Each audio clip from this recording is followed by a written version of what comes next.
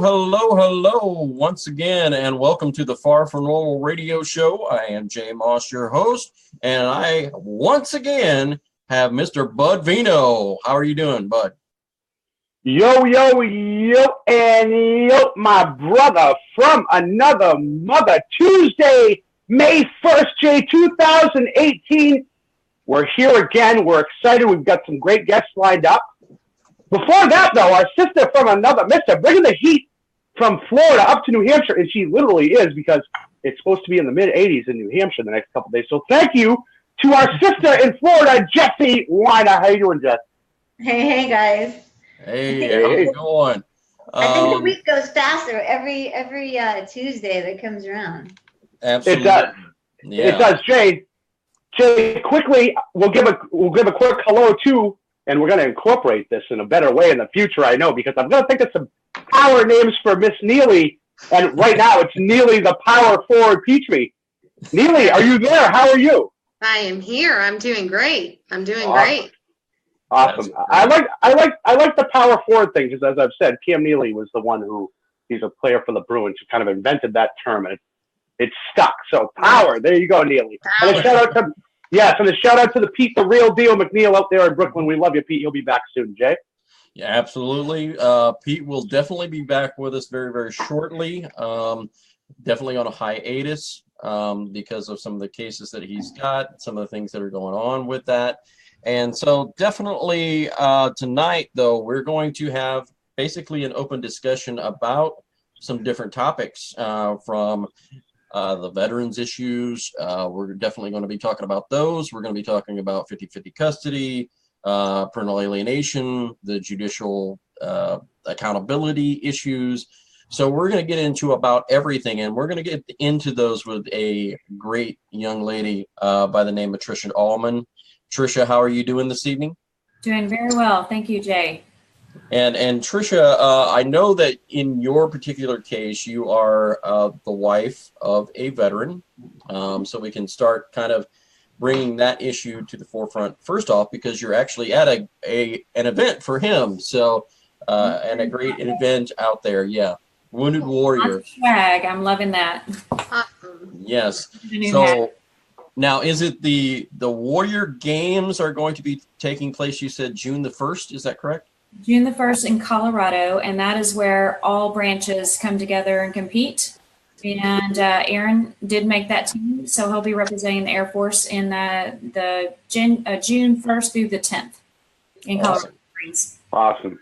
That's great. I saw some great basketball pictures this afternoon, so I'm sure he was enjoying himself getting ready for those games as well. It's quite the challenge when they have difficulties with movement and things like that, and the adaptive sports gives them an opportunity to get out there and compete again, but hopefully not hurt themselves. They do get kind of rowdy. I get worried.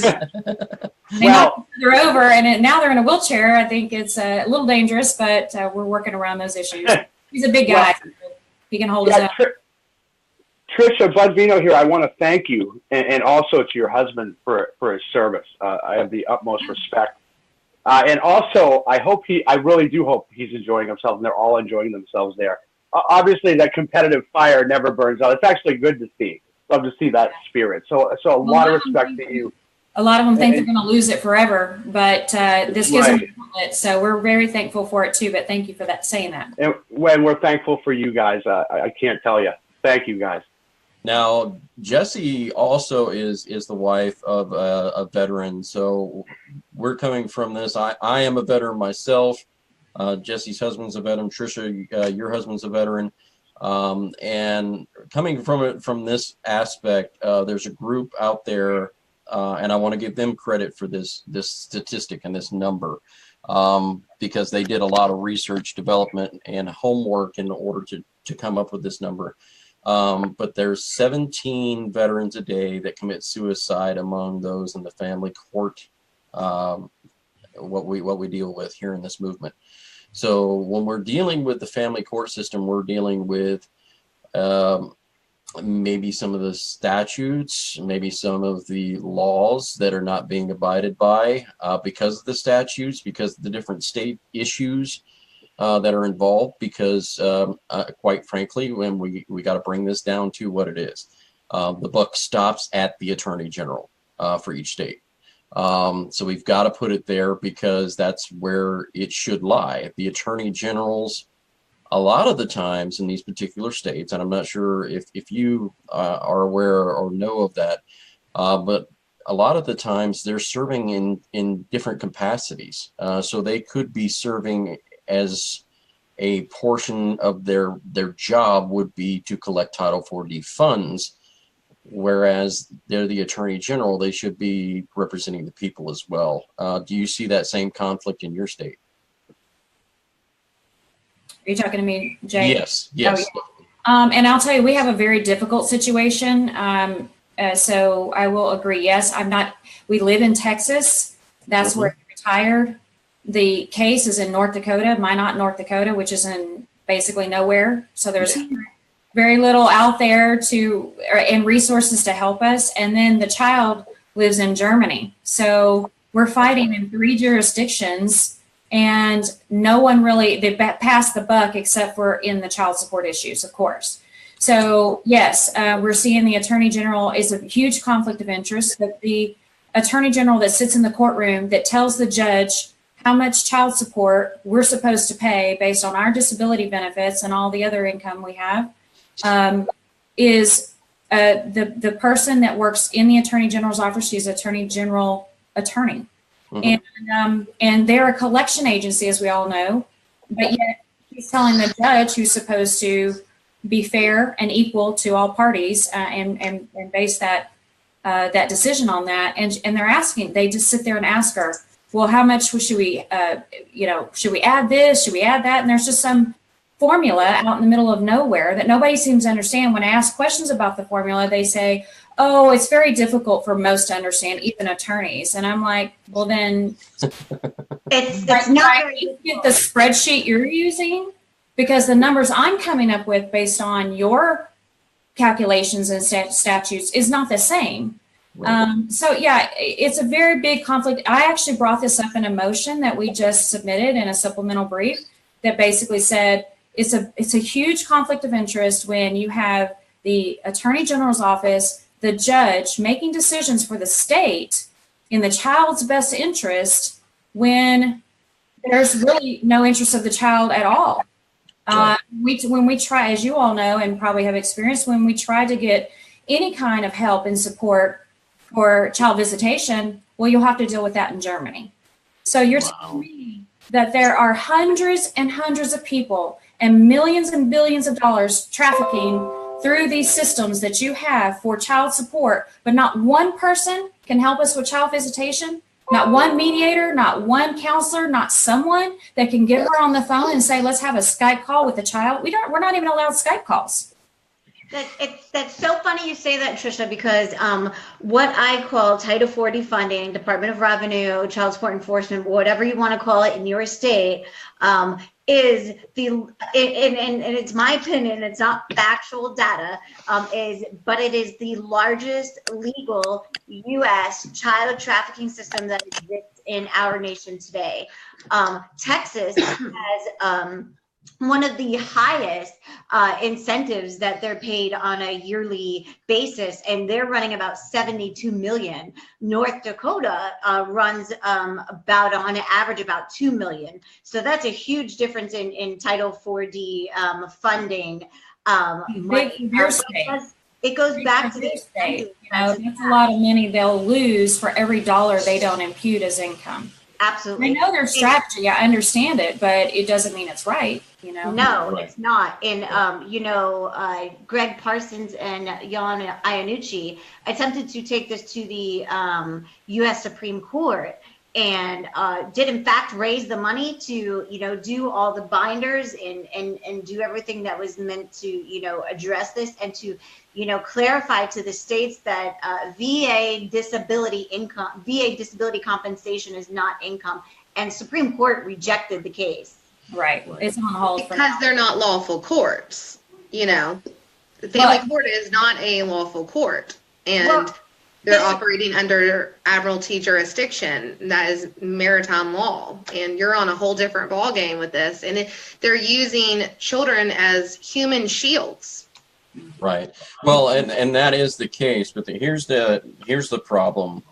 When you have federal law, and the Constitution of the United States holds its supremacy clause as the supreme clause. It says, hey, look, federal law is the supreme law of the land. Well, if federal law is the supreme law of the land, and 42 U.S.C. 659 H1 BIII states that no Title 38 benefits should be included to be used for a child support order, that means you're violating federal law by putting a statute out there allowing it. So the states are bringing out these statutes that do not comply with the Constitution, which means that they should be void on their face. However, if you don't pay, the state statute says you're still in their jurisdiction, they can throw you in jail, and that's unfortunate. It's an unlawful third-party indirect apportionment is what I refer to it as.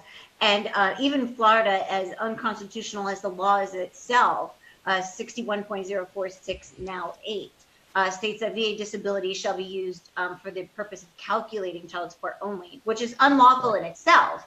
However, the Department of Revenue Child Support Enforcement still takes into consideration that money as income when using it for the purposes of enforcement, which on its face is unlawful and illegal. The Attorney General has Pam Bondi, which I love as much as our great governor, has been served with a question of constitutionality for that statute, along with proceedings in my husband's case, and still no response, nothing.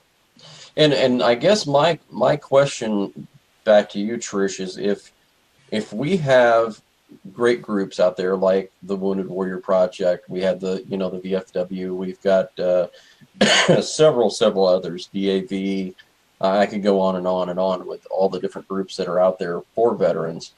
But it seems like none of the veterans groups are greatly stepping up when we have these particular issues, and we could see veterans like myself. I've been homeless because there was no help out there for veterans, unfortunately. So you go from being a guy who holds that gun on that wall, who protects everybody else's rights, but when you get back home, no one protects yours.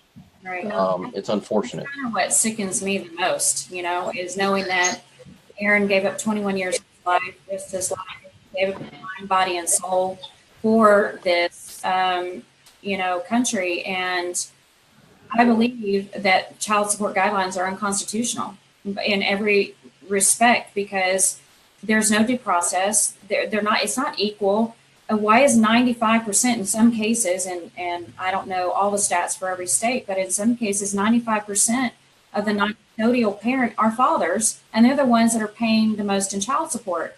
Yet, very few of them have visitation rights or limited visitation rights. It just it breathes and screams corruption. And we can fight and come together and fight. But I agree with you. I think that until we get someone to back us, like a Wounded Warrior Project, and I am talking to them about that. I'm very active and obviously boisterous about these things. Yeah. And I do feel that we have to get in front of Congress. And it's still, again, you're talking about millions and billions of dollars that could potentially come to a halt if this were to somehow change. Can you imagine how many veterans child support would immediately change? Right. And how many millions of dollars that would affect? Yeah. I don't even think it's the veterans that it would so much affect as the way it was presented to me is the financial upset of the mothers who are receiving the money and how they will be affected. Because if you think about it, they'll no longer be getting their, $1,000 a month free and clear. They're going to have to get up and get a job.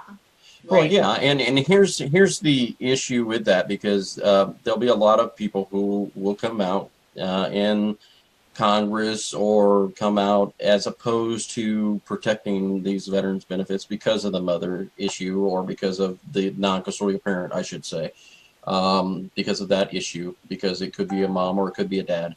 but they'll come to protect those particular people. And what they should be doing is realizing what we're doing by saying that is we're saying, hey, look, you can't take a veteran's disability. It's the same exact thing that Congress had approved with SSI, Social Security.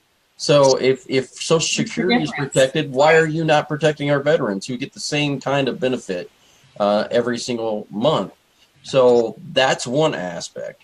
But then you also have the aspect of the case of Blessings versus Freestone, which we brought up many times, that we could have a disabled veteran who's paying $1,000 a month in child support based on their VA benefits, right? And they could be 100% disabled, which I think is like $3,000 a month in benefits.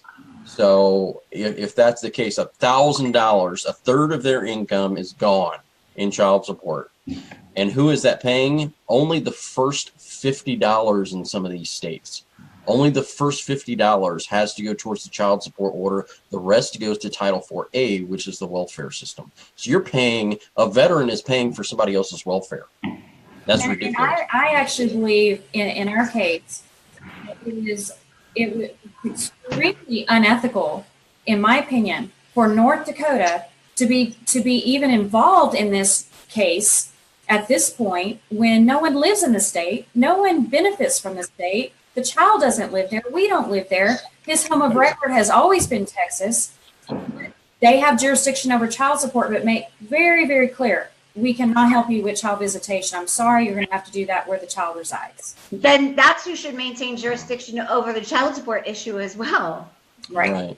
But then neither state would be able to collect any incentive because you know that the state that collects the money makes an incentive off the state that they're collecting it for. So if Texas is collecting that money, you know, through whatever process and then filtering it out to North Dakota, then both of those states are actually, they're double dipping and both of them are making money off of that. Well, the child's in Germany now. I don't know what goes on behind the scenes. I know that North Dakota is benefiting from residents that don't even live in their state right now.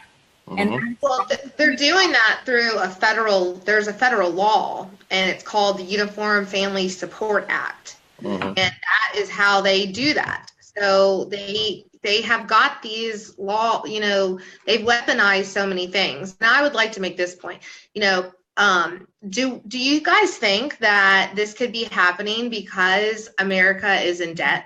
I mean, absolutely. You know, I mean, we have to look at the bigger problem here, you know, and I'm a mom who was alienated, you know, and I mean, I've been paying child support since the grandmother got temporary custody, which the state didn't even have jurisdiction, and my baby was stolen. And I've been paying, I've never walked into a child support hearing, ever. I have been paying $253, never seen a child support hearing in another county, you know, I mean, yeah, so. Here's the thing on that one. I would probably say yes and no. I would say that yes, there's an issue, and yes, they know that the states, a lot of these states out here, such as Illinois being one of them, is bankrupt. And so they need those funds in order to survive, so to speak. That's why I'm saying they will not let them go easily. That's why the fight is bigger than any of us can ever imagine. This is like the modern day mob, as a lot of them call it. Yeah. You're not going to go up against them toe to toe.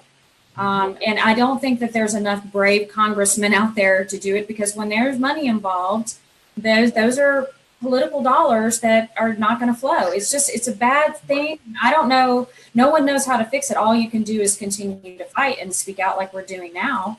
But you know, like I stated before, I'm trying to just get our case out of North Dakota altogether. You know, it shouldn't even be there. That's exactly right. Having to fight that. We've spent over $5,000 in the last 6 months just traveling to Minot, North Dakota. Well, I can't believe that. I've never heard of even a child being in another country. Okay, now, and then you're still paying child support? Like, that's the first. We're paying child support on his active duty income. We asked for child modification a year ago and still haven't gotten it. So they're imputing arrears. They're doing all their little fancy interests. They're doing all the things that they do to make this, look like they're really trying to look out for the child. Meanwhile, they will not force the other parent, to let us even talk to him on Skype. So you all have heard of the silver bullet technique, right? So she used the domestic abuse. He's evil. He's dangerous. So I produced his FBI report. I said, well, if he's been charged and convicted of these things she says, then perhaps we should just look at the facts, So we look at the facts. So now the new silver bullet for veterans is they have PTSD, so they're mentally ill. That's exactly what my ex-wife did. He stood up and she sat in court and said, I fear for the life of my son because he has PTSD. Now he can go off anytime. Yeah, my husband was the primary caregiver for the majority of their marriage. He did all of the day-to-day duties. She worked outside the home. So we have 3 kids at home. One of them's been in Aaron's care since he was 2 years old. He's been a custodial parent of his oldest son for 17 years. So where's the ADA in all this? The Americans with Disability Association, where are they? How come they have not acted on this to protect our veterans in court? How come nobody will stand up from their organizations with a big enough a voice to say, hey, this is wrong? I called them, but again, they're all kind of linked, just like the American Bar Association. They're all linked together. I called the ADA, and they gave me a bunch of numbers to call attorneys, which would have cost us money. We're pro se. We can't afford an attorney any longer. We're in debt for the next decade. We'll be in debt. We won't own a home or a second vehicle probably for another 10 years. We have to do this on our own. We have no choice, and we're probably making all kinds of mistakes doing that. But you have to fight. You can't give up. No. My thought on the ADA, and I want to give this to you because I've got a few ADA advocates that are out there that are pretty good. Melissa Martin and Tanya Myers and Janine Elderkamp. They do very good work, but the ADA only allows certain protections. Yeah. So the Americans with Disabilities Act really protects those who are applying for jobs for the most part, or they will protect you against being discriminated against because you are disabled, but they won't go so far as to do that and represent you in court. But they will go to court for you and say, hey, look, this person's disabled. They need and risk being labeled as mentally incompetent. That's the problem. It's a fine line now. So everything that we do to try to make accommodations for PTSD and TBI and things like that prevent Aaron from being able to articulate his arguments on his own. He has no support in the courtroom now to do that because they refuse to let him have any allowances, Right. And if we beg for that, that just proves their point. We're incompetent. Well, and then that proves your point, really, quite frankly, because if you're incompetent, then you shouldn't have to be paying child support because you need that benefit in order to take care of yourself because you cannot go out and work a job to supplement that income. Well, listen, that tells you it's kind of a full circle kind of equation. And I'd love to get everyone's feedback on this. We have now presented to the court the amount of money it's going to take for us to go to Germany 4 times a year to have a relationship. The state statute allows a downward deviation in child support if one parent is willfully and intentionally denying parental visitation and allows us to go to Germany. We have to save money to do that, which we already live paycheck to paycheck. So how do you do that? And you know what the court says to us? Well, until you get a court order from Germany that says that you can have visitation, then we can't do a downward deviation. So what you're telling me is I now have no money left to fight in Germany. I have no money to save to go to Germany. My hands are tied, but I got to keep paying all this money for the child to have an amazing life without us. That's brutal when you think about it, because what that basically tells you is a custodial parent can take this child out of the country and deny all visitations, but expect that you have a child support order and they're going to get a free paycheck every month. That is insane on its highest level. And if a legislator does not look at that and correct those issues, then they're breeding into the insanity. It's only going to continue to get worse. Well, the only way to really, I think, do anything about it is to start going to the media. Let the media call these congressmen and women out and the senators who are not going to stand behind. Our veterans are being left behind at home. What kind of a world do we live in? I just don't understand it. I really don't. I battle with this daily, and I try not to show that emotion because Aaron's got enough battles of his own, but it baffles me. Yeah. How are they giving the money? Sorry, Jay. How are they getting the money in Germany? They are garnishing his retirement pay, and they garnish 50% of his retirement pay. Right. Which is basically what they're doing is they're giving the money to the state. The state is sending the money overseas to them, to the mother. Into her bank account. Mm-hmm. Right. So basically what we've got here is interstate kidnapping and extortion and ransom. And human trafficking is what is that called. I don't understand how you can say child support doesn't equal parenting time. Child support is more important than financial support is love and support and father and a mother. Yeah. And having that family unit and us seeing the child 4 times a year, is that too much to ask? No, I don't think it is. Not at all. Say that child support is not contingent upon visitation, and visitation is not contingent upon child support. But really, that's just a fancy way for them to, shoulder the responsibility of establishing or enforcing or supporting any kind of time sharing. And it's ridiculous. And, my, one of my primary missions is to expose Title IV defunding for what it is. And it is a child trafficking system. And people think, they're a little inquisitive when I say it. And then they, when I explain it, they have to process it. And then they get over the initial shock and they're like, you know what? Yeah, that is a human trafficking system. And our states are making money off of that. That is a big conflict. I would like for... Who can be biased, who can be non-biased in a situation like that and do what's best for the child when state dollars are at risk? And don't judges, am I incorrect to know that judges benefit from this somehow? Are they rated on how much money they bring through the state? Right, and you can find that out by actually looking up your judge's name on ballotpedia.com, and you will see that there is a difference in how much they make a year per what they were hired for in the newspaper. So what was that website? It's called ballotpedia.com. Not every judge is in there, but a lot of judges are. And what you do is you find out how much they were hired for. It will be in the local paper whatever year they were hired. Say, for instance, my particular judge in my particular case, I will say that he was offered $100,000 for his job a year, but yet on ballotpedia.com it shows he makes $182,000 a year. That means $82,000 a year is being paid in federal incentives to his income. So that's exposing the corruption right there. And they call it supplemental fee. Right. And when you look at the Department of Health and Human Service 2016 yearly report, and I can forward it to you if you'd like.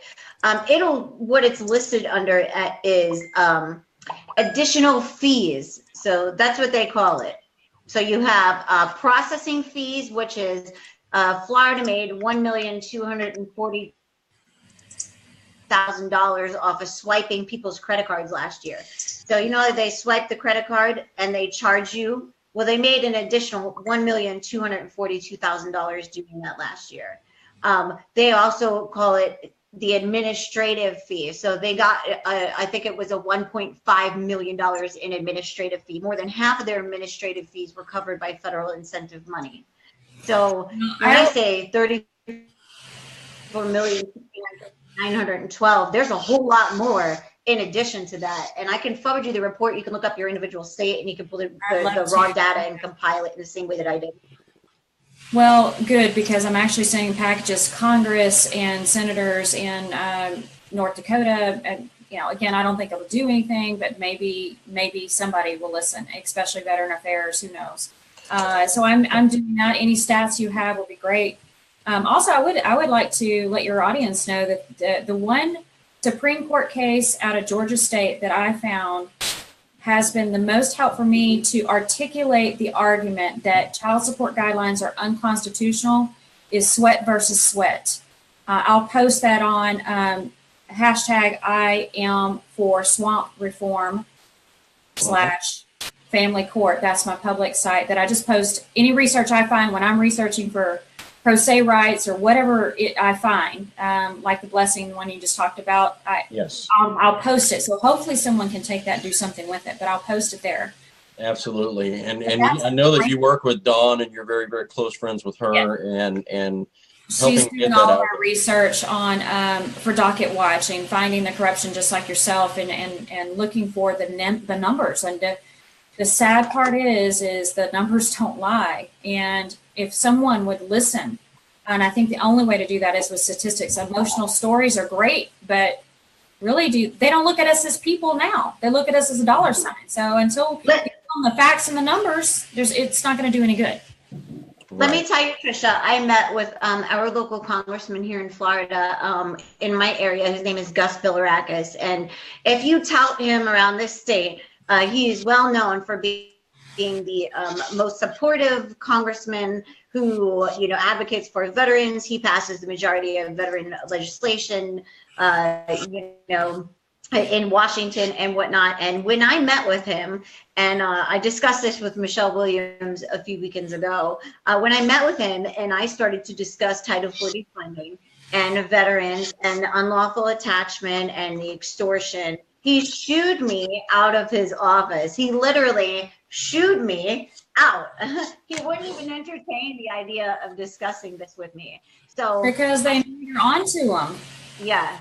They're probably going, oh no, someone's actually found us out. They've been getting away with it for so long.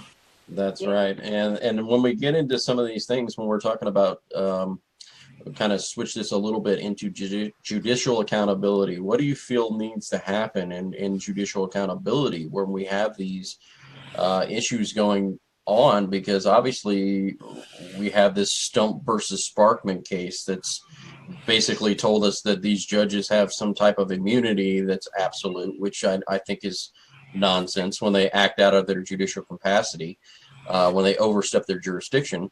But and I think Stump versus Sparkman really spelled that out. But there's a lot of people who are being fed that line that judges have this absolute immunity. They can run around doing whatever the heck they want to whomever they want, and there is no recourse nor action that you can take. Well, again, we got to go back to the Constitution, because for all actions of law, there must be a remedy. Well, what is that remedy? Because that's what we're all trying to find in our own particular cases. And it might be different in my case than your case, than the next person's.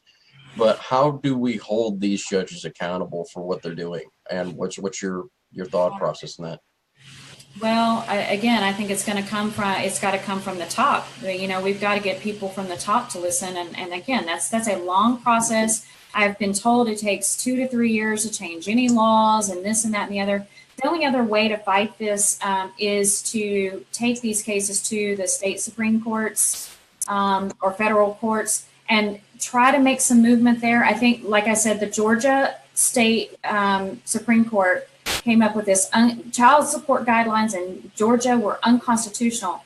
And he articulated it so well that if you can't take that case study and pass it from Supreme Court to Supreme Court in the states, and they don't listen, then they are completely forgetting about all laws and Constitution supremacy and all of that. So I think that on the small end, we need to focus on our states and our state senators and congressmen, but I don't think they'll listen because they're part of the corruption. And then try to get into maybe get a backing from some of these other organizations, but accountability is going to be the key. Hold somebody accountable, like if you lie in court and you use a silver bullet and you say someone's a domestic abuser, but there's no evidence, you should be held accountable for that. There's not even a sanction for it. Right.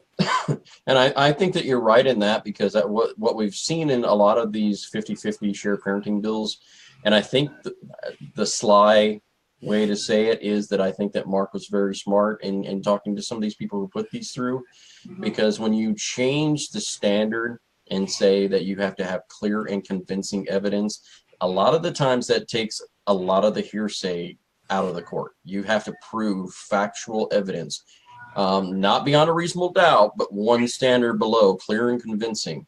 I think some of those standards are very, very good. Aaron had a $25,000 divorce judgment against him because of misconduct during the marriage, and there was no evidence of it. In fact, they did investigate in the military because, as he was active duty at the time, found it to be baseless and meritless, that the claims, dropped it immediately, didn't even charge him with it, but yet he got a $25,000 judgment against him. This is what I'm saying. And he's never been convicted or charged in any courtroom. There's no police report. There's no doctor's report. There's nothing. It's just, I thought he was going to hurt us, or I felt that he was. That's enough to prove imminent danger, and that's the state standard, etc. That is the silver bullet. You're right. You're right. Crazy. Yeah, well, that is the silver bullet when you're talking about it. Yep. When a person gets on the stand and they do a little bit of sobbing and they do a little bit of crying and they say, "I'm in fear." Yeah. Oh, that's it. That's it. You're losing. I've been told that an affidavit is the same thing as evidence. Oh, okay. So I can say anything, and it's my word against their word, but somehow my word is more valuable than their word. Well, that's the way it is when two parents walk into a family courtroom. Is the majority of the time the mom, whatever the mom says is taken as golden law, and then the dad has to work his entire life to prove himself even worthy of. I don't think they would be getting divorced if they didn't have differences, right? I mean, that's the whole reason for divorce in the first place. So you would think so, yeah. Yeah, and I think it's, and I don't want to say it's just moms, because there are dads, and I've seen it more and more. I'll say this. I'm seeing it more and more and more and more and more, that I'm seeing dads using the silver bullets on moms now. It's almost insanely ridiculous. Well, it's a let me, who's going to beat who to the door, because if they don't, then you know that you're in debt for we're going on $190,000 divorce. That's my husband's divorce is $190,000. We're going into our 7th year of fighting. This is insane. He is a disabled veteran, so Jessie, are you guys pro se? Are you pro se? Well, we just hired an attorney again last year, but when that runs out, we'll be pro se again. Yeah, and it's unfortunate that you have a lot of these issues, because in my particular perspective, I'm very lucky. I found a attorney that does his service pro bono work, that does it specifically for veterans. But it took me 10 years to find this guy. And of course, there's nobody in North Dakota. I'll keep saying that because there's nobody there. There's not enough. If it was Texas, I think we could probably find someone to help us, because we have a lot of resources and connections here. But North Dakota is just, it might not, in the middle of nowhere. No attorney from Bismarck or any of those places want to even touch it, because it's 4 years in the making. They'd have to study up on the whole case. This case has already gone to the Supreme Court of North Dakota and back down. So it's just so complicated, and no one will drive, even pro bono or for reduced rate, for sure. Oh yeah. So we're stuck. And then they basically told Aaron the last time he was in court that we have to hold you at the same standard as the attorney. Oh, really? So you're going to hold the pro se litigant who can't afford an attorney? So you call that fair and equal justice? See, no, that's unlawful. And go ahead, Jay. Well, I'm going to say this because Illinois, I'm particularly unhappy with you, Illinois. You know who you are, and I am going to be coming after you on the constitutionality of this. Trust me and believe it will happen, and I will win, because pro se litigants, number one, you said they're being held to the same standards. I say they're being held to higher standards, because they cannot bring their cell phones in court any longer to record the conversation that's going on in the courtroom on their case. That's ridiculous. It's hiding the information, and you know it is. And so I will be going after you on constitutionality on that, and I guarantee you I'll win, because Illinois happens to be a two-party recording state. So if you're a two-party recording state, you have to have my consent to record the conversation anyway. Right. So you cannot you can't do transcripts without my consent, which means I never showed up in court. It never happened. Well, I just think it's ludicrous to believe that you can be up against an attorney that's been an attorney for God knows how long, probably 40 years of this guy, who knows all of North Dakota statutes. We don't even live there. We have to learn all of another state's statutes and codes, and do the best we can for ourselves, because it's either that or put a veteran in jail, or have him just pay child support and never care about having a relationship with his child. Right. So, I mean, how much more torture do you have to? This is like torture. It's the worst torture of any kind. Well, yeah, and I'll tell you, don't care about jailing veterans. No, well, they don't, and you're right, and I'll explain why here, and it's very well written within the standards of the contract with 42 USC 659. It's very, very apparent when you start reading some of the codes that help veterans, is that your beneficiaries, so if you're a veteran, your beneficiaries will still receive your entitlement. So they want you to die. They want you to die. They want that, because if that happens, the state's still getting paid. They're still collecting child support. They could care less. They're getting it off of your federal benefits. They could care less about you. They want your benefits. They want your money. That's what it's about. Aaron uses the analogy that, imagine working really, really hard and doing really well and saving up enough money to buy a Ferrari.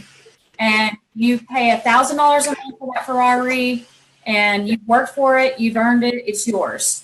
You own it. But you can't drive it. You can't take it for a spin.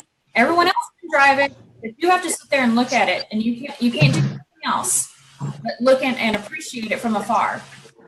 But you still have to pay for it, and that's how he tells what it feels like to not be able to see your child and take them on a trip or have a birthday party or any of those simple things that we all take for granted. I know all of you know, and your audience knows how that feels. But it's a serious issue. And, the stat that you gave earlier on the 17 commit suicide because of family court today, that I was just talking to the Wounded Warrior lead here and telling her I didn't know the stat, but I knew that there was a lot related to it. And that just is frightening. It's frightening. It's three Florida veterans per day. Of those 17, 3 of them are Florida veterans. Wow. Right. Yeah, and my thought process on this is we definitely have to start appealing to some of the people who are in the higher ups, especially when we're talking about veterans disability. When we're talking about this, 38 USC 511 is a code that protects the veterans when it comes down to it, saying that only the Secretary of the Department of Veteran Affairs can make all decisions in all matters. No other court can review nor deny what has transpired with the Secretary. So at my point at this juncture, I really truly believe it is the Secretary of the Department of Veteran Affairs who holds all jurisdiction. And if you hold all jurisdiction, you better start protecting these veterans. Yep. You better start doing it. And I don't care if I have to call that guy out by name whenever he's named, because obviously we're getting a new one because the first one didn't do his job right. And that happens, quite frankly. Hey, look, if you're not going to do your job, then get the hell out so somebody else can. I agree. That's the point, especially when we're dealing with veterans who protected our country. They don't need that and they don't deserve it. Just because you are a medical professional doesn't mean that you are good when it comes down to financial and the books and laws and being able to protect people. That's not what you do. That's not what you do well. We need an actual person who knows how to do these things, who knows how to go through some of these issues and protect our veterans. So that's what I would say, number one. Number two, I'm going to get some suggestions from our panelists here this evening. First off, I want to give it to you, Trish. What do you think, or where do you think we can go to help some of our veterans out? And I think before I even get to that, I wanted to say I think helping our veterans helps other people as well, because that's when you poke the little pinprick, and all of a sudden we can open that up for everyone else and help everyone else out. So I wanted to get your suggestion on where we go and what we do and who we start getting in contact with to get this changed. Well, again, I'll say, you have to approach the congressman. They may not listen, and most of them won't. I think they're too overwhelmed or don't care. Maybe they're part of the corruption, but you have to reach out to them. That's part of it.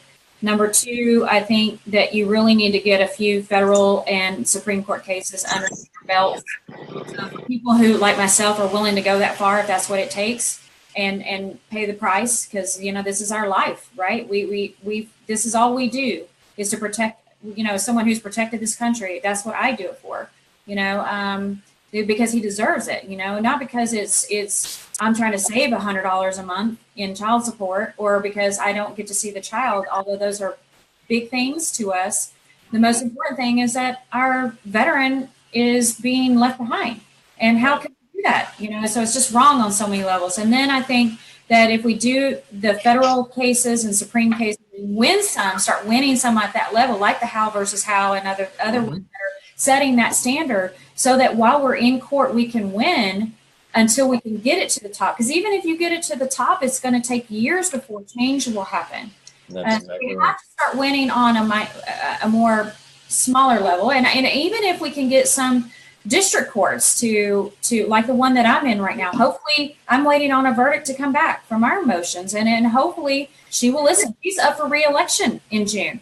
And by golly, I'm ready to go. I'm ready to fire at the newspaper. This is what's happening, and we need to bring this to the media. The media is the only voice that is loud enough to combine all of ours, to unite us under one umbrella. And that's why I created swamp reform in the first place. I start winning against malicious prosecution, because it is corrupt, it's bad, and if we don't unite, and I know there's a lot of organizations out there, mine's not out there to make money or any of that. I just want to provide information that might help somebody. So if we don't unite as all of us, then I just think that we're all going to be working for a very long time at this. And it probably will be a long time anyway. Whistleblowers like Carol Rhodes, she wrote a great book, but where is she? I can't even find her. God forbid, I hope she's not dead. She blew the whistle 10 years ago, and it on child support divisions, and exactly what goes on in her videos on YouTube is exactly what we're experiencing. That she filmed that 10 years ago. Why has change not happened since then? Yeah. Well, if it's anything like Nancy Schaefer, she probably is dead.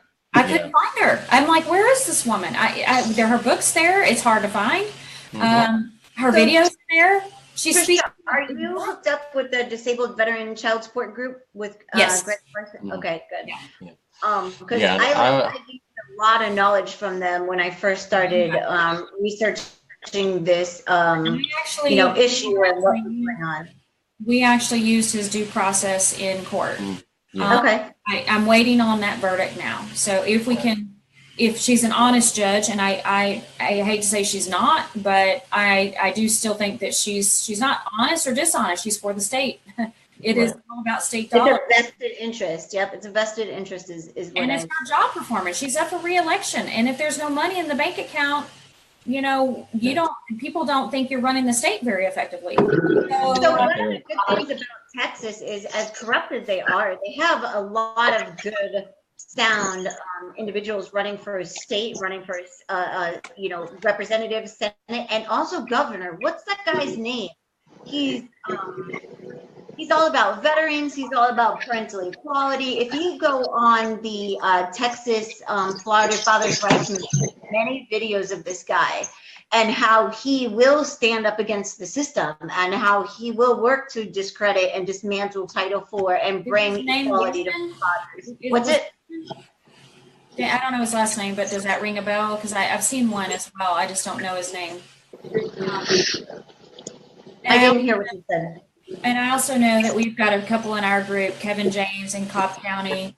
Obviously, Don Bowman in Travis County is trying to unravel the corruption there. I mean, I think there's a lot of people at the ground level with the grassroots trying to uncover the data, because the data is where the numbers and the real reality lies.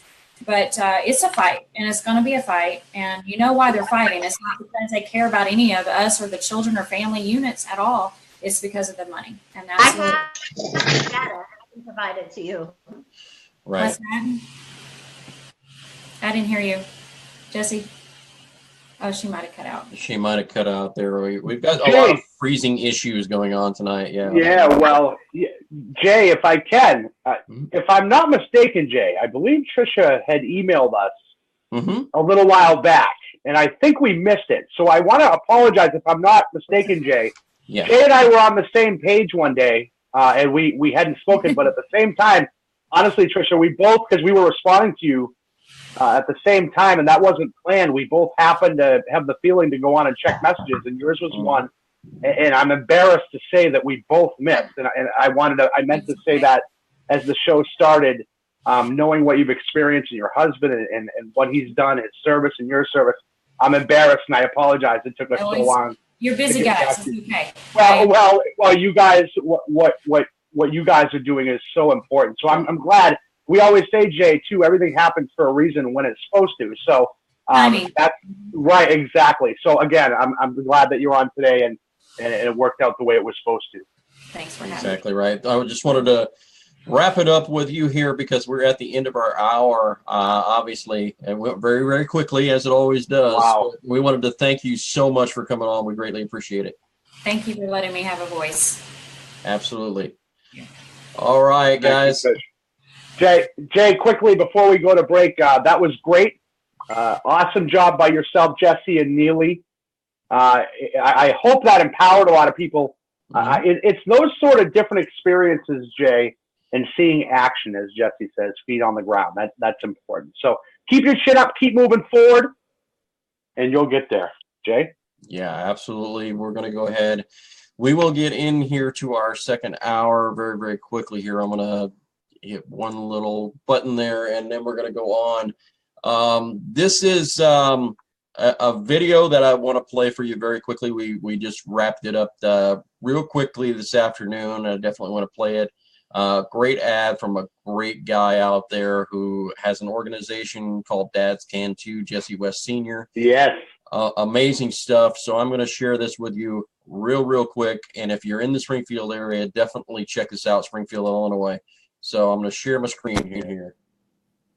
Dads Can Too would like to invite everyone to the Family Fun Fest Spring Arts and Crafts Show May 12th at the Crown Plaza. Bring the kids for outdoor fun, including bounce houses, RC racing, food trucks, and much, much more. All-day wristbands are only $10, and you can visit inside and find over 50 other vendors. Admission inside is just $4, free for kids with the wristbands. A big special thanks for this event to Dads Can Too, the Crown Plaza.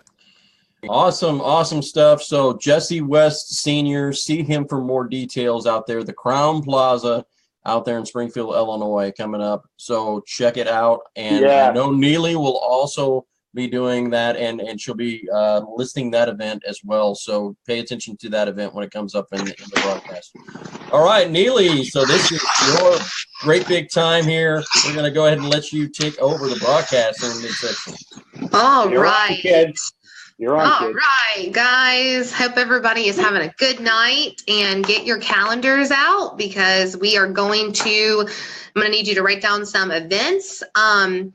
This Thursday, May the 3rd, is America's National Day of Prayer. It's a congressional observance in Washington, D.C. There are at least 6 different events that I know of offhand that will be taking place this Thursday in Washington. To get more information on this important day, you can visit www.nationaldayofprayer.org. Again, www.nationaldayofprayer.org. Or you can contact me and I will get you a list of the events going on this Thursday. Also this Thursday, we have the book release of Shushed. This is a book by our good friend Aaron Wimble of Clean Law. So make sure you show him support and go out on Thursday to the Decatur Civic Center in Decatur, Illinois, between 9 and 2. This Friday, May the 4th, Jessie Weiner is hosting an event starting at 8:30 a.m. at the Pasco County Courthouse in Newport Richey, Florida. There, she will be educating on Title IV defunding and exposing Pasco County Family Court judges. Saturday, May 12th, we have a Spring Family Fun Fest. Starts at 10 a.m. at the Crown Plaza, Springfield, in Springfield, Illinois. See Dads Can Too or Jesse West Sr. for more details. Sunday, May the 20th, Capitals for Kids. Starts at 11 a.m. at the Holiday Inn, Alexandria, Old Town, Alexandria, Virginia. Please see Americans for Equal Shared Parenting for more details. Tickets are now $10, so make sure you get them secure now. Wednesday, May the 30th, Stand Against Parental Alienation Rally with Bruce Nathan. Starts at 10 a.m. at the Orange County Courthouse in Orlando, Florida. Please see Bruce Nathan for more details. Wednesday, June the 6th, Parental Alienation Petition Delivery to APA and Public Updates. Starts at 7 a.m. in Washington, D.C. Please, this event is shared to Parents United Worldwide. And please see Laurie L. Nicholson for more details. Friday, June 8th and Saturday, June 9th, there will be a 2-day Tennessee Jam for Families event in Nashville, Tennessee. Starts at 2 p.m. on Friday at the Supreme Court building on 4th Avenue by the Capitol. Please see Lydia Hubble for more details. Birthdays this week. Today, we have Bill Reynolds, Mimi Lyons, Tabby Sabot, Stacy Reed, Dawn Littlefield. Wednesday, May the 2nd, we have Sarah Kearney, Melanie Herring, Lisa Richner, Betsy Kirk, Kevin Cleary, Brooke Brown, Renee Lamani, Amy Grimm, Patricia Logue. Thursday, May the 3rd, Rachel Tittner, W.J. Nolan, Joe Lewis, Brady Miller, Todd Matthews. Friday, May, I'm skipping to June already. May the 4th, we have James Myers, Mary Jo, Tom Pishkeet, Jesse Janko, Ed Talper. Saturday, Tracy Hyatt, Dominique Muzo, Rada Marza, Darren Cunningham, Maria Freeman. Sunday, we have John Salmons, Alice Hirson, Ed Bonofransco, Mitzi Bailey, and Greg Holtmeyer. Missy Rayborn, Julia Kennedy, Bree Bolton, Lamont Banks, Seth Weiner, Karen Sordiff, Daryl Reamer, and Lee Young. Monday, we have Lori Norwell, Linza Megan, David Clark, and Joan Loyal.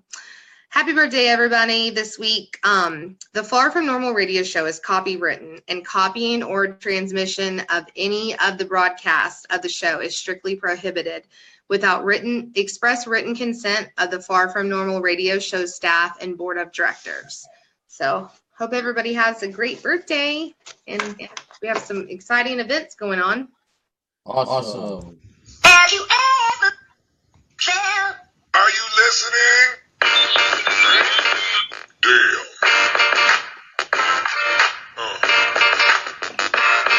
Yeah.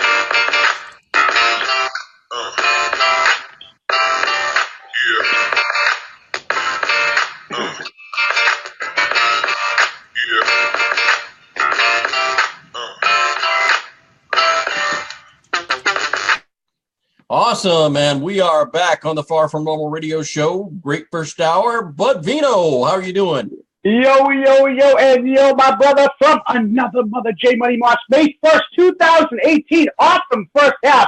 And I was trying to think of different ways, Jay, because we kind of try and rib Neely because she's a new one. We try and blame Pete, but he's not here. But so I was trying to think of different ways to rib her, and I said one of these days we'll just, when she's done, because there's different cues, people don't know where she's done, and we come in. We just won't come in one day and just let her, because I have a feeling she would roll. Awesome job by Neely. Awesome as usual. She flowed well. Awesome job. Happy birthday to everybody out there. Yes. Keep your chins up. It's your special day. It's the day you came into the world. And we're also joined, Jay, by our sister from another Mr. from Florida, bringing the heat, Jessie Weiner. Hey, Jess. Awesome first half. Yeah, very, very. Yeah. Did we lose her? I think we got it. There we go. Veteran child support issues are just something else I'm very passionate about.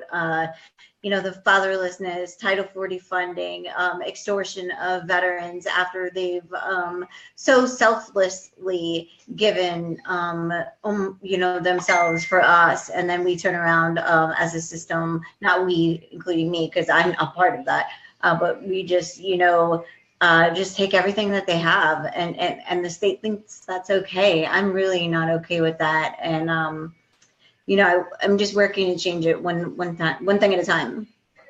Yeah, Jess, I gotta say, I gotta give you a lot of credit because you actually always talk, and I say it all the time about putting your feet on the ground and actually taking action. You do on a lot of different levels. I mean, you've traveled, done interviews. Now you're actually taking an initiative to do this at the courthouse. So hats off. I'm proud to know you. Proud to have you part of the show, and people out there, go and meet Jessie. It would behoove you to do that. She's smart and she's driven. So awesome job, Jess. You're an example, truly. Thank you. Aw, thanks. Yeah. So I mean, amazing people out there doing some amazing stuff, and I want to check my microphone because it seems like it's getting a little bit of weirdness going on. You sound pretty good. You have that good, Jay. You sound good. You're soothing as usual tonight, brother. You know what was really interesting when we were speaking with Trisha and I started to talk about having the stats that she needed to challenge the system. And then all of a sudden, something went crazy with Zoom and you couldn't hear anything, you couldn't understand it. It was in and out. So conspiracy theory, I cut off. I was like, what is going on? Yep. Once again, this was on his toes. Yeah, this is the fourth week in a row that we have had issues with passwords as soon as we start to try and go live, and it's unfortunate. So we're a couple minutes late, but it wasn't really that late this evening because I'm so used to just quickly on the fly switching passwords. Now, there's a difference. There's a difference in the JMOS from months ago and the JMOS now when that happened. Yeah. I could actually see the beads of sweat rolling up months ago. Now it's just expected. He just rolls. All I hear is the key is and we just shut up. I'm like, good job, Jay. Keep it rolling. That's okay. Yep. You see his face, serious. It's just all you can hear is blah, blah, blah, blah. Yep. And then you just see it roll, and he always gets it up. So we're always good. Yeah. And tonight I was almost expecting it, so there was a little whistling to it at the same time. It's like you got a little. Right. It's gone from beads of sweat to whistle while you work. That's how we roll. We just roll right over it, Money Mob. Yep. It happens, and we've got it at some of the highest levels because we know for a fact we've got North Carolina's courts watching us. We've got Illinois' courts watching us. New Jersey. Heard last week it was Arizona. Arizona courts are watching us. Hi, Arizona. How you doing? Breaking the fourth wall again. All right. I think Arizona. Kevin Farrell, I believe, is out in Arizona right now. Yeah. So shout out to Kevin Farrell. How you doing, brother? So while we wait on our next guest to come in, definitely want to push out the fact that we will be, or I should say several of us will be representing the Far From Normal radio show out there in DC. So if you get a chance to get to DC, tickets are only $10 now. They're reduced price. So if you get a chance and you're in that area, for sure, get there. There will be some very, very powerful people in the room that can give you some great feedback on what they're thinking from a legislative standpoint. We're going to get that. we're going to be able to present to them, and you're going to be able to meet some of our hosts on the Far From Normal radio show. So, hey, stop by, give a handshake, whatever it takes. Yeah. Well, I'm a sucker for good conversation. You know that, Jay. And I got to say, I'm like, I'm excited myself because Mark Ludwig, I could drop names all night for the people that are going to be there. So I'm excited to meet the movers and shakers, the people with their feet on the ground. And I can already feel the energy, Jay, the positive energy, where everybody can't wait to come together and just make some noise in a positive way, make a mark, make an impact, and continue this ball of energy rolling forward, because we can feel it getting faster and faster and things happening. And when things start rolling, they start rolling, and they're rolling. I can't wait for the 20th, Jay. Yeah, I can't either. I know, Jessie, you're planning on heading out there as well, correct? Yep, I fly in on the 19th, just around 1 o'clock in the afternoon, and then I'll be shuttling over to the hotel. Right. And so, Jessie, you'll be actually, are you still doing that? Are you still sharing a room with the one and only Melissa Isaac? With royalty. With royalty. Yeah, that's great. Yeah, so Melissa Isaac will be there. So you've got some of the big guns headed out there to D.C. So if you can get out there to meet some of these people, let me tell you, I know that there's several of them. Jay, I'm great. I'm most nervous probably to meet Jessie Weiner. I'm going to be sitting. I'll be sitting next to Jessie live. I'm going to be sitting, pinching her. So you're going to hear her on live on the air every now and again. Ow! And then you're going to hear her smack. Ow! So no, it's going to be a blast. I can't wait to meet Jessie, give her a hug. I expect to give a lot of hugs out down there. So it's going to be good, and seeing everything that Mark has. He's been working so hard. Everybody from Americans for Equal Shared Parenting. It's unbelievable. It's awesome to see. And I don't know if you guys have seen it, but this is big news. This is being covered by NBC has posted articles on it. Yeah. CNN has posted articles on it. So this is big news. I know there are many in this fight who have been fighting longer than me. Thomas Fiddler has been fighting 15 years, some incredible number like that. Kenneth Paschal from Alabama has been, this is his 8th or 9th year of fighting for equal time sharing. So we've been in this game. My husband and I have been in this game for 7 years. So to have this light on this issue and for it looks like she's cutting out again. That's weird. Yeah, well, Jay, it is awesome to see, and I want to give a shout out too, if we haven't already. Again, Lori Nicholson. And we had Wendy on last week, and it was Parental Alienation Day on the 25th. And they held a conference. They did a lot of work, and it was tireless work, and it was 24-hour-a-day work. I know when Wendy and Lori were coming home, I believe Lori posted a picture at around 5 a.m. or something, and they were still all smiles. And I wrote right away, I said, and still all smiles. So a lot of credit and a lot of thanks to Lori and Wendy and people like that. Right. That, again, have their feet on the ground and are doing selfless work. People that you hear, Jay, that don't even have what you would consider a vested interest, but we all do in actuality. But you know what I mean? That don't necessarily have a personal stake in the fight, a child in the fight anymore. And they still do tireless work coming together with everybody that actually does have children that are missing. So that's what it's about, coming together, Jay. Definitely. I know, we'll be coming out with more stuff very, very soon, because I know that there is a lot of concentration around some of the work that Chris Hallett and John Gentry are putting together. I think these guys have it together, and this stuff coming forward is going to be amazing. And Jessie, you can't hear us, is that right? Or no. We Okay. can see her. We can see her. We can say she's gonna have to learn sign language. Sometimes we run into this problem, Jay, on Mondays when during our meeting. Look at Jessie's frustration. There she goes. I can hear her. So Mondays, the problem is my broken phone. I wish somebody could help me with, because I mess with the settings and it's probably Pete's fault. myself from being able to talk on video and chat and all that. But what's going on right now, this is real corruption. We've gotten pretty efficient and proficient with understanding Jessie on Mondays, because we'll do quickly. Jessie can't, she can't speak. So Jessie, can you hear me? You'll see her. We have a quick. Just to let us know, and then it's a quick thumbs up, and I'm like, Jessie, let me know if you can hear me. This one's for you, and then she'll type quick. She's very quick at the typing it on the fly like that. All of a sudden, it's bang bang. It's great. She's involved, even though she can't speak. Right, and definitely speaking about our good brother out there. Oh, there he is again. Boom! Oh yeah, yeah. So, and the milk. Look at that. Put him on that. Look at that face on that kid. I love that. Look at that face. A lovable Pete. And I'll tell you, like I said, Jay, that milk isn't spoiled, Jeff. I think the milk, the date on that is still good. He'll be coming back, and he'll be better than ever. So we'll give a shout out to Pete. I see he's active because. Go ahead, Jess. The overreaching of courts is so. It's just really, really insane.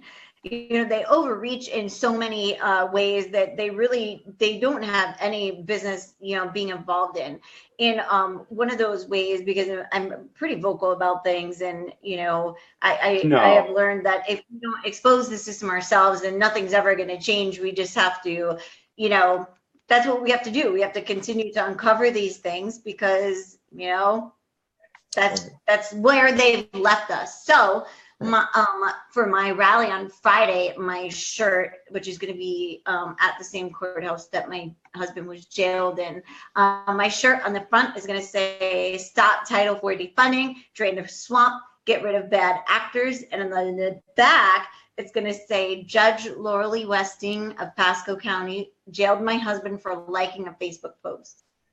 And yeah. Well, those things need to happen, and they need to be put out there, because unfortunately, when the corruption happens, look, if you're holding a public seat, you are responsible for those people who have put you in power in that process, whether that be by appointment, whether that be by election. Those people have put you in that position to be a public servant. Your job is to represent the public interest. Yes, you have to represent the laws, but quite frankly, you're representing people. People are the law, because quite frankly, without the people, you don't need a law. We're all running around like chickens with their head cut off, and it'll all be anarchy. That's great. But, in a great society, any great society, there has to be rules to that society. How do you live? There has to be a structure. That's what the laws are meant to be. They're not meant to be a way to gain income so that the government people can live high on the hog, while those who work their butts off do nothing. So that's why I'm so adamant about some of the things that we're going to be doing. We're exposing some of that corruption, but we're doing in a very articulate way that is very supportive and conducive to other people. We're trying to do it in a way now that has been transformed and transfixed into something that we are trying to get others on board with. That's the important part. Letting the people who are unaffected know they are affected. Right. That's absolutely paramount. Right, Jay. And the other point too, and we've discussed. I watched a great video. Well, what I was going to say quickly, Jess, is go ahead, because I completely lost my train of thought. So go ahead, and I'll come back with it. Well, what I was going to say quickly is that there are a lot of different ways to get to our end goal, Jay. There's not only one way to get there. It's a variety, and when all those ideas come together, that's how we get there. So go ahead, Jeff. Yeah. I recovered it. I recovered that thought. So go ahead.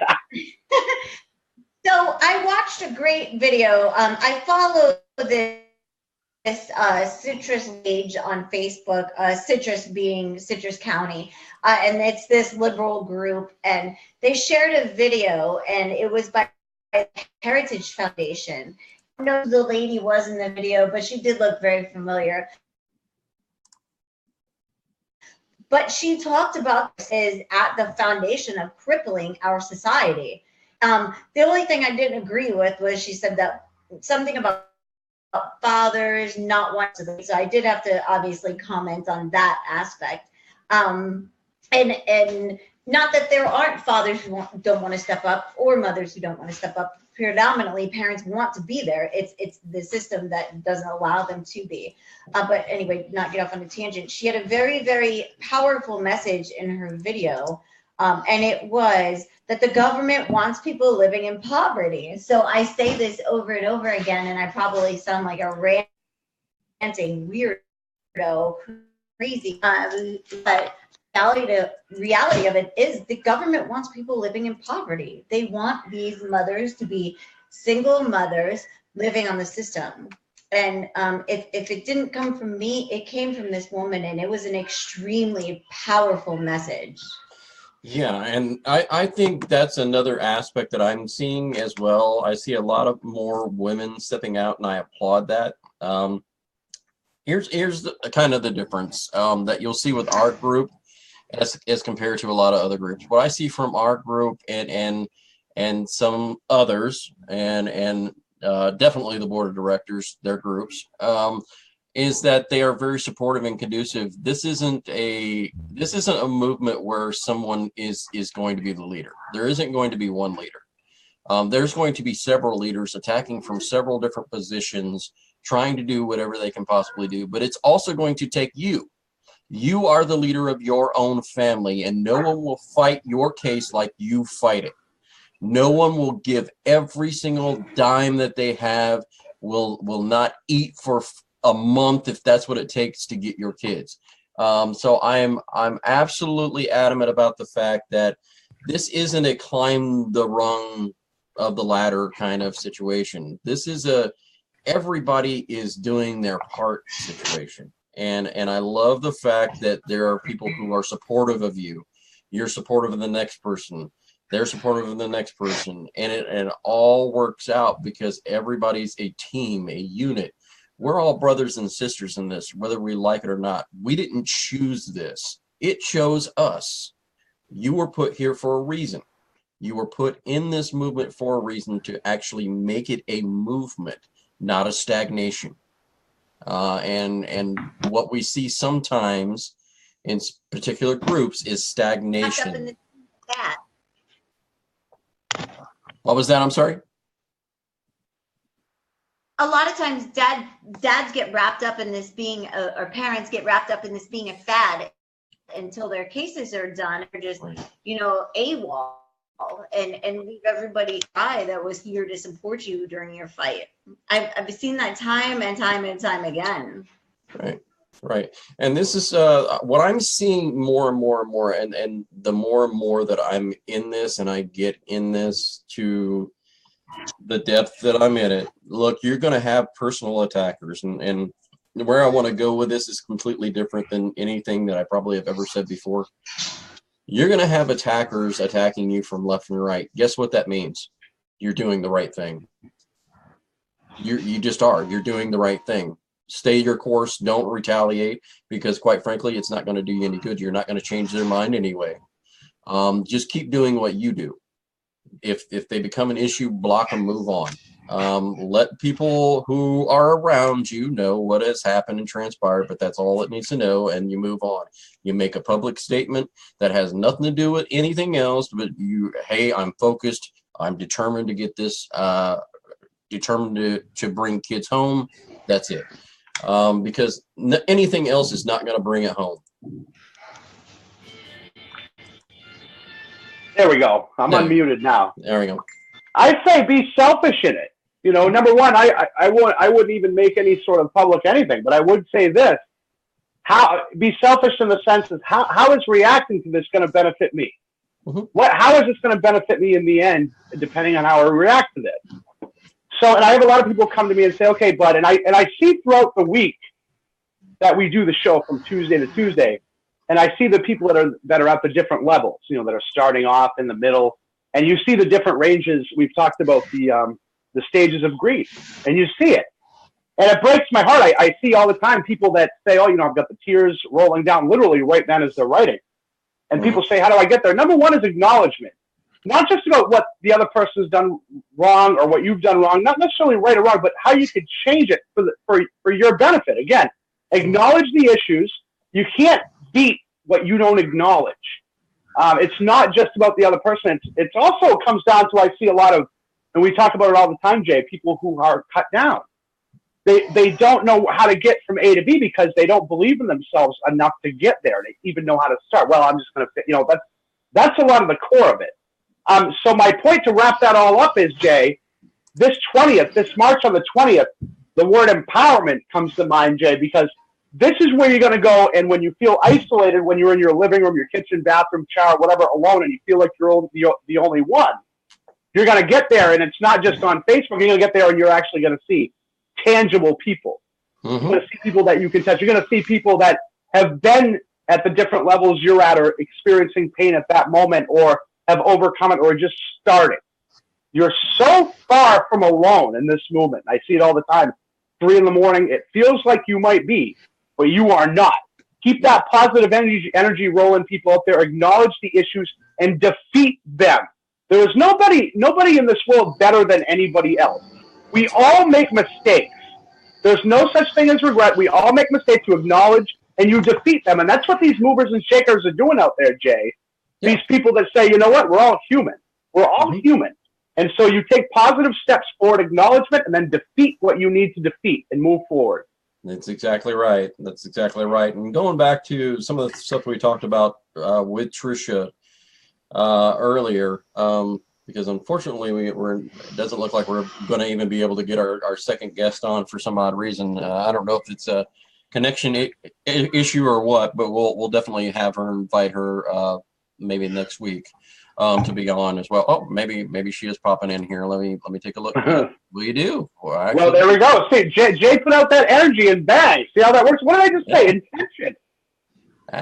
That's awesome. I'm going to go ahead and so there we go. Here is Neely and Cynthia. Cynthia, how are you doing this evening? I'm okay. Thank you so much for having me. Absolutely. You probably had a little bit of technical difficulties getting on. We've had some technical difficulties tonight for some odd reason.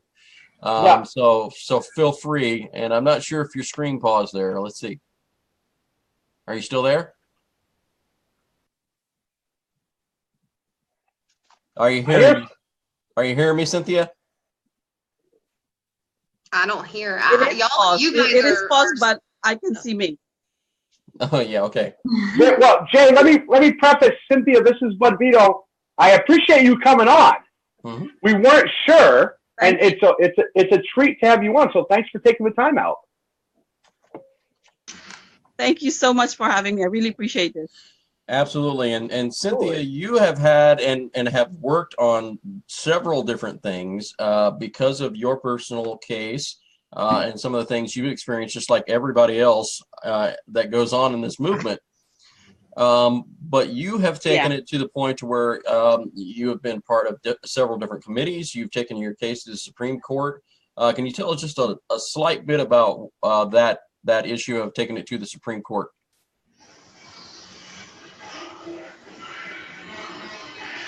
Well, they have a wrong Melson formula.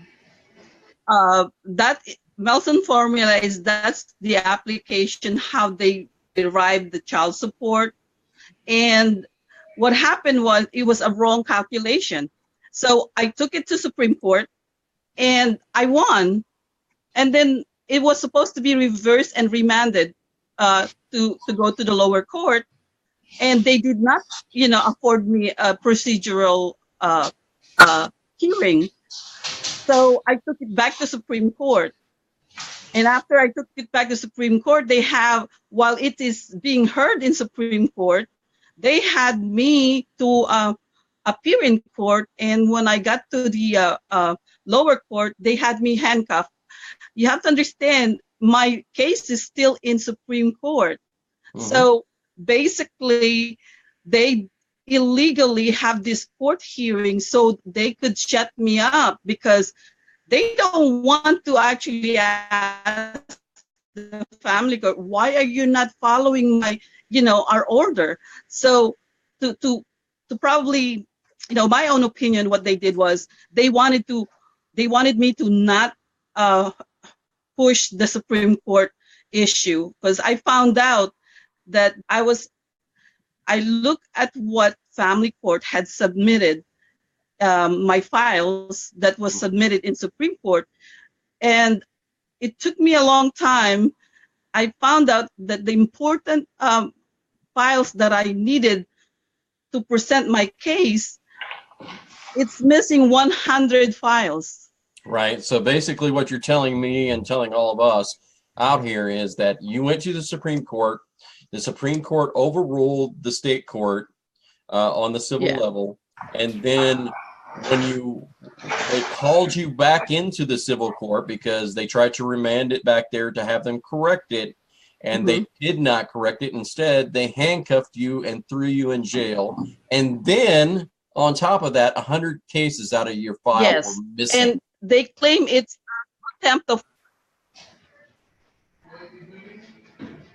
I'm sorry? Yes. Hey, Jay. Yes. I'm not sure if you can hear me, though. but I can't hear you whatsoever at this point. I'm not giving. Yeah, you're breaking up, but I'm not giving up yet. I'm just trying to see if I can do it now, but I need to have some maybe. How's that, Jay? How's that? Can you hear me? Yeah, I can hear you. Yeah, definitely. I can hear you. We're having just some technical issues here, but I think that we're hearing you fine, Cynthia. Are you guys hearing me okay? Yes.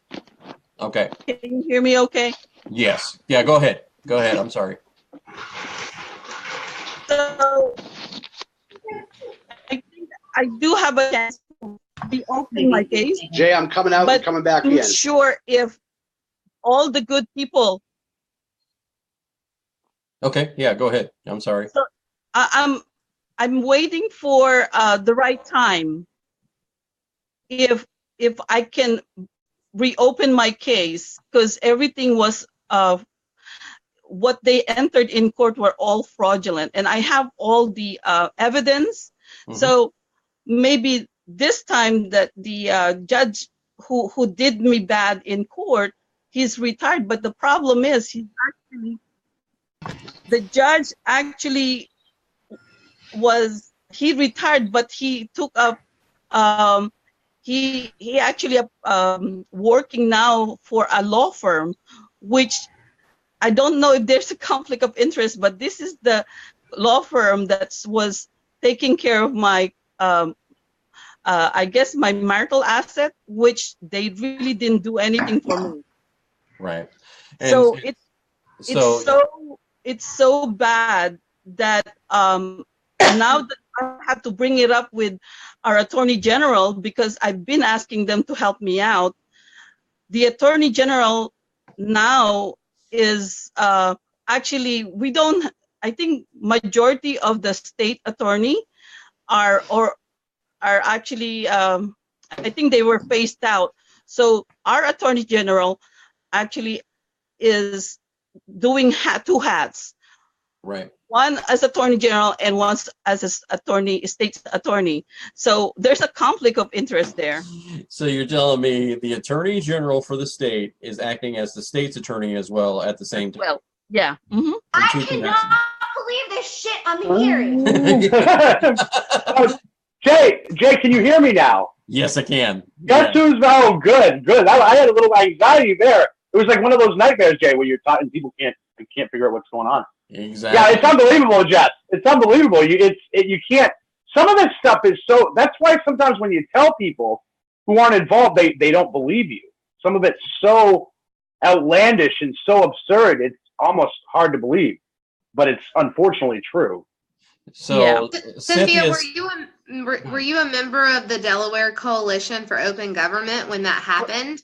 Yes, I'm still one of the board of director. Yeah, it's definitely going to ask you that. Question whether a judge who ruled on your case has now become a part of the law firm who knows about your marital assets or financial standing during a case would be a conflict of interest is I think I just have like 10 gray hairs new or something. Yeah. Well, I can't afford 10 more. Yeah, my thinking on this is Cynthia, you were part of some of these upper committees, and they're doing this to you. Why wouldn't they do it to the common person that's just walking down the street every day and minding their own business, and then they take your daughter away, and then they still charge you child support.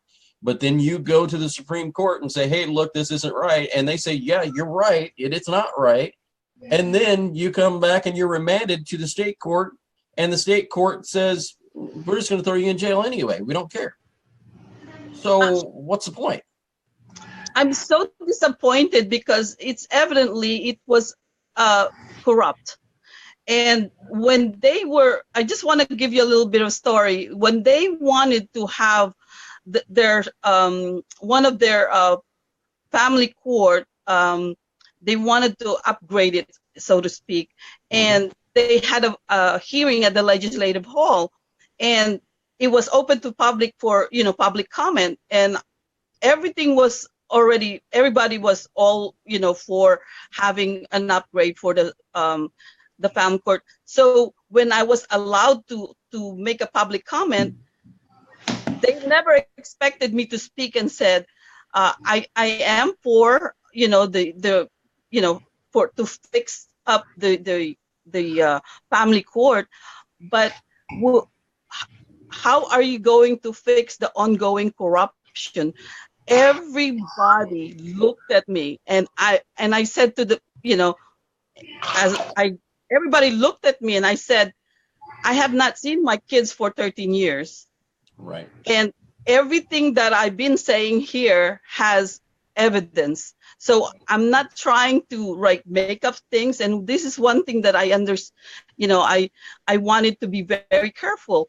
Everything that I have that I say I should say, I have a lot of evidence to back it up, and things that what I did to do research. I always base it on research studies. So if I were to say this is happening there and there, where I have all those evidence to back it up. Right. So I just wanted to let you know it is important that we help our fellow parents to be one, very factual when we are helping them out. And for me,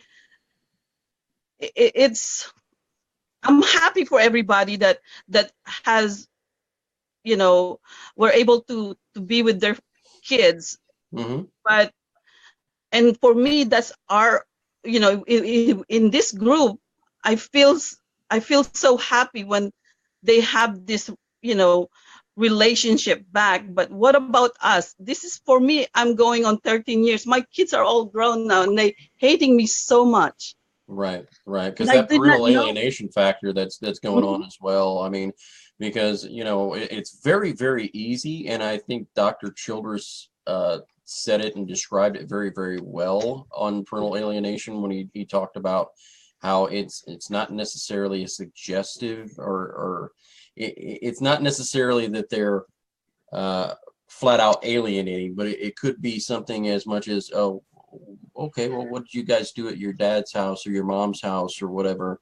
And did you like it? And then you don't get a good response back if you didn't say that you didn't like it. So they're rewarding the behavior of not liking going to the opposite parent. And that starts the ball rolling on the alienation factor. Absolutely. Described it very, very well.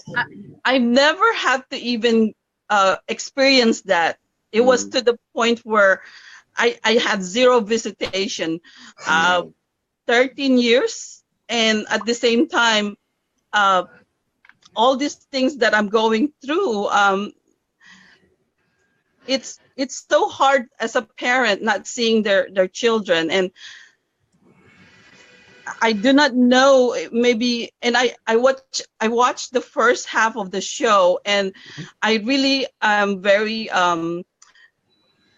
all your guests have so much knowledge with regards to child support, and I look forward to actually collaborate with everybody and maybe help each other's different states to come up with a good I guess to fix what's wrong with this problem with regards to child support.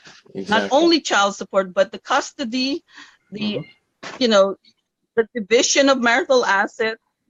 And I mean, I didn't even get to counseling. It was like a year plan that he was going to divorce me. The only people that did not know is my youngest one, who is the 8-year-old, and she's more on having the family together. We pray at night. We actually have dinner, and she leads the prayer. Right. How do you do that? The next day you're going to divorce me without even explaining to the kids, without even talking to me. But anyway, I want to stay focused on. Yeah, I'm sorry. Definitely on the corruption side of this, because the corruption side of this is that you've gone to different committees and spoken about this, and you'll be talking to several famous, well, I won't say famous, but they're in higher up positions in the next few months, and you'll be speaking with them one-on-one, and you have their attention, you have their time. So it allows us to be able to focus on some of the things that we need to be able to get through as well. All of us that are in the movement, to be able to say, hey, look, the concentration is so-and-so, or this is part A or part B, or that you need to break down to them within 5 minutes. And in a 5-minute conversation, I can tell you that what we see is judicial corruption because of the income that goes on with federal incentive dollars. If we shut the federal incentive dollars down, then there's no rhyme nor reason for the states to not give shared parenting in some shape or form. I believe that's true. I believe that's where the foundation of this starts, is by dismantling the Title 40 funding system. But we can't do that if we don't educate people, the society, and be at these courthouses and tell people what Title 40 funding is. They have to understand. They have to understand that the state is making $5.31 off of every dollar that they collect in child support, because that will anger them. Mm-hmm. It will, and the thing is, a lot of these people. Is there a way you could share with us? Thank you so much, Jessie. Is there a way you could share with us where you got the link? So I can actually bring that with me when I have the, when I get an appointment with the two officials that I'll be speaking at the Washington D.C. Because I need to have that to back me up what I'm saying. I need to learn more about those Title 40 funding. And I need everybody's input. I need your help. I want to be effective. I want to be be the voice. But I need to educate myself on how that works. And thank you so much for actually, giving me all this advice. Without a doubt. Cynthia, I have a question. So I really suck at math as far as college algebra. But what I am very good at is compiling statistics and data and finding reports to support those statistics. And I have cornered it down to one specific report. It's about 159 pages, and it is clear and and it looks like Jessie's breaking up again. Convincing that the state is funding. Cynthia, are you still a part of the National Forum on Judicial Accountability in Delaware? Are you still sit on that board? No, it's a Delaware Coalition for Open Government. Okay. What are you still involved in? the National Forum on Judicial Accountability. I'm just a member of that. I'm still part of the Delaware Domestic Violence Task Force, Delaware Healthy Mothers and Infant Consortium. I'm the past board member of the Delaware Federation for Children's Mental Health in Delaware. I think I sent you guys a copy of all my affiliation. Right. That's exciting. You're going to Washington. Yeah. Yeah, Jay, I'll quickly, in wrapping this up, I'll say we encourage folks out there. That's one of the things that's been a very fortunate happenstance of the show is people networking and meeting each other, even live on the show. I encourage and implore people to, even in the comments, people I see people I've never seen before. Every show we have, network, talk to each other, share experiences, knowledge, information. That's, again, we're all here for each other, and if we're working together in that way, we're going to get there. So network, Jay. Exactly. And the other thing that I would say as well, before we let you go, because we're about out of time here for this evening, but we'll get you on another broadcast for sure. But definitely I would say to those people who are out there, don't hold the cat in the bag, so to speak. Don't hold something back as a secret, because it's not going to help anybody if you're keeping it for yourself in the bag. If you've got it, lay it out on the table. Lay out your hand, because this is the time to do it. If you are holding 4 jacks in your hand, you better throw them out. So that's what I'm saying.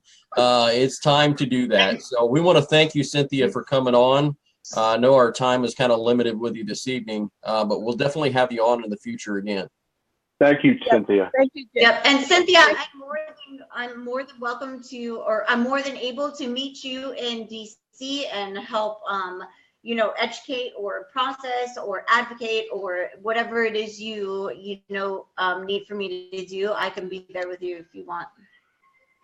Yeah, I do want, maybe if we could have some kind of collaboration wherein when I'm getting ready to meet with the officials that I'm going to be talking to, I was wondering if I could maybe get some advices from you in a very goal-oriented, just focusing on what can we bring to the table that concerns us the most. Yeah, and I will say, Cynthia, Jessie Weiner is very open, and feel free to email her. I don't want to speak for Jessie, but I will on that. Jessie is always up for getting emails. Any questions, I know she'll interact with you. Yeah, absolutely. Definitely. I did, Jay, real quick, I did send Neely a copy of one of the publications about my trip to Connecticut Family Court.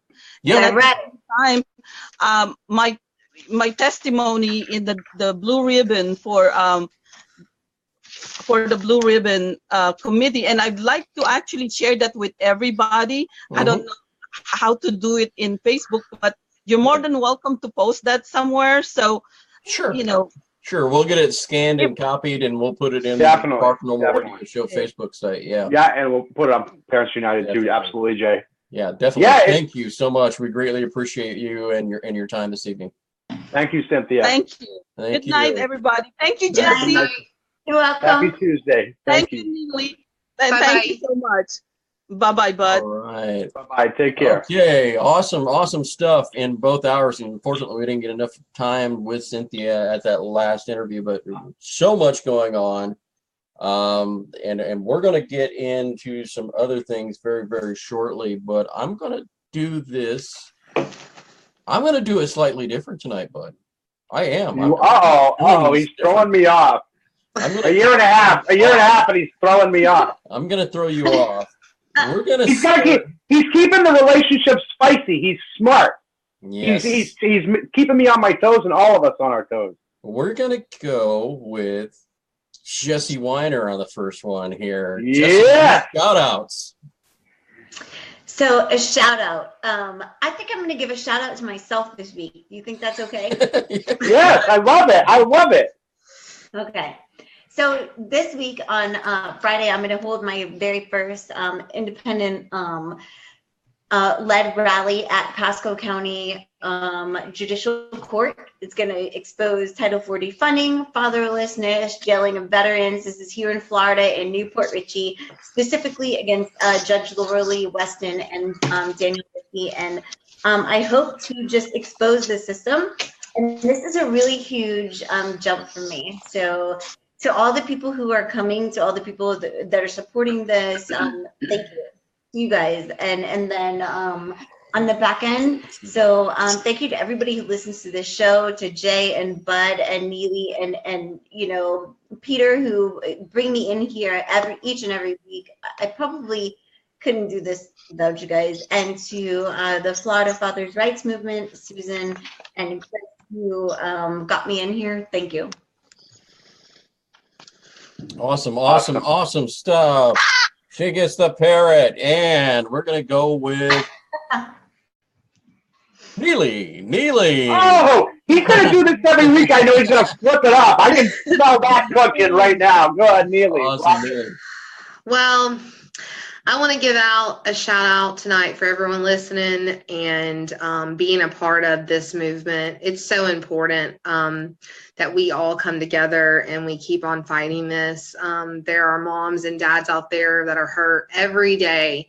And, you know, I want to give a shout out to prayer warriors. People are praying for everybody. I mean, you name it. There's just a lot of stuff going on. And shout out to Neely. Did we hear back from the situation with Audrey Kimner yet?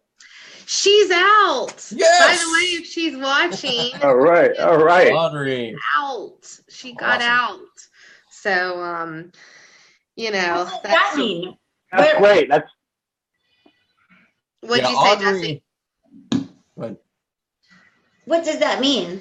Okay, so Audrey Kimner was held in jail on contempt for child support issues in South Carolina for a long time, 3 months. Yeah. 3 months in a jail cell, and several of us have tried to help, but unfortunately there were some issues with that particular judge. Why wasn't there a writ of habeas corpus done? Yes. Jay asked that last night. Yes. If y'all don't know about South Carolina, you know, just do a little bit of research about the good old boy system down there. It's really bad. It's really bad what's going on right now. Yeah, I think that from my understanding, there were several attempts at trying to submit a habeas corpus in it, and they were denied at every opportunity. So yes. That's my understanding. I don't know if that's factual or not, but that's the information I've heard. But yeah, definitely go ahead, Neely. Yeah. So again, just shout out for everybody that I know so many people right now. It's just like my head is constantly going of people that are fighting. And shout out to President Trump. I did tell him tonight, I said, please watch on his live feed today. I said, you need to watch what? Here's Neely. I said, get on the Far From Normal radio show tonight. And so hopefully maybe he just happens to look. You never know. I mean, you never know. So shout out to him. I know that he's dealing with a bunch of corruption going on in trying to fix our system. And shout out to legislators, you know, representatives that are out there fighting for the voice of the people. We need y'all's voice.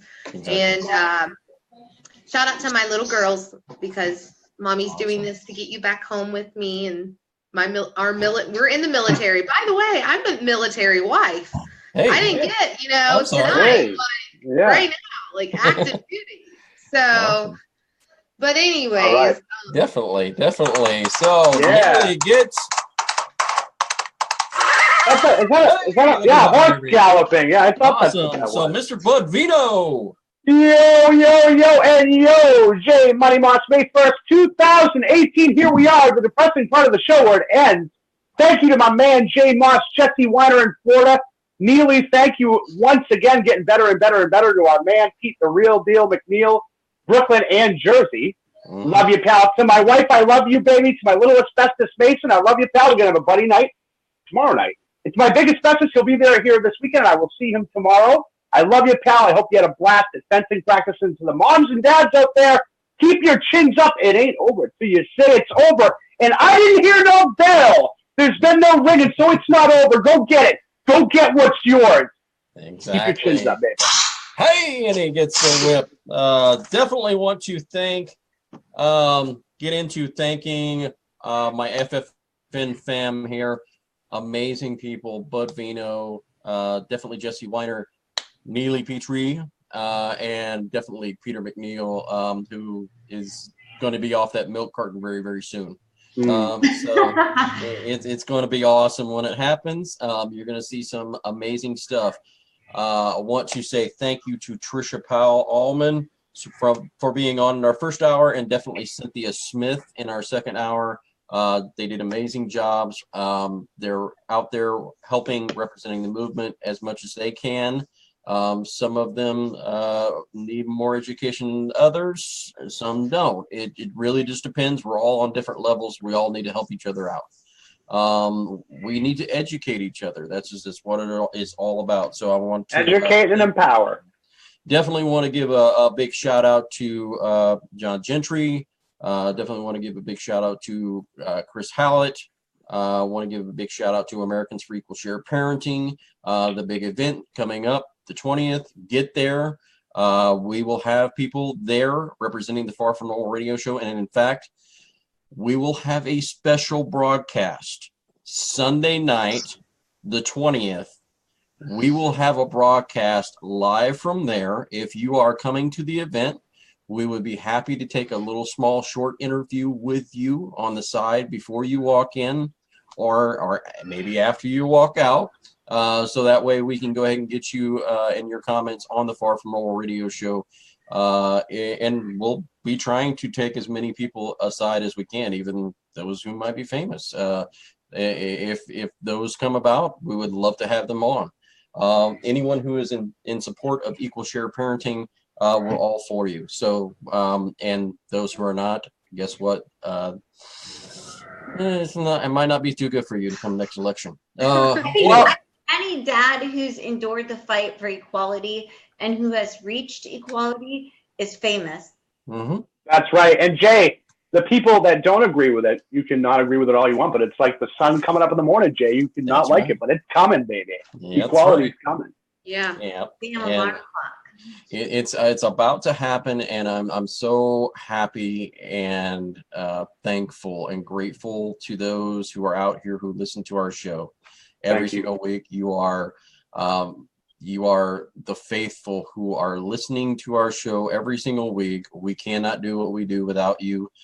We are just blessed, very, very blessed to be the voice of this show, but this is your show. It always will be. This is the Far From Normal radio show. It's not like any other radio show out there, period, point blank. It's Far From Normal. And the reason is because you, every single day. So we want to definitely say, listen to the broadcast next week, because we will have Abe Blair Dunn, again, Attorney General, running for Attorney General in New Mexico. We will definitely on the 15th of May have a comedy night. Claudia Stovala and Jeff Lampert. Did I get that right? Shout out. Yes, you did. So to Claudia, I became Facebook friends with her this week too. That's going to be a great show too. Yes, going to be amazing. So we want to say, like we say every single week on the Far From Normal radio show, you are important, you are loved, and you are cared about. God bless. Chins up. Love you guys.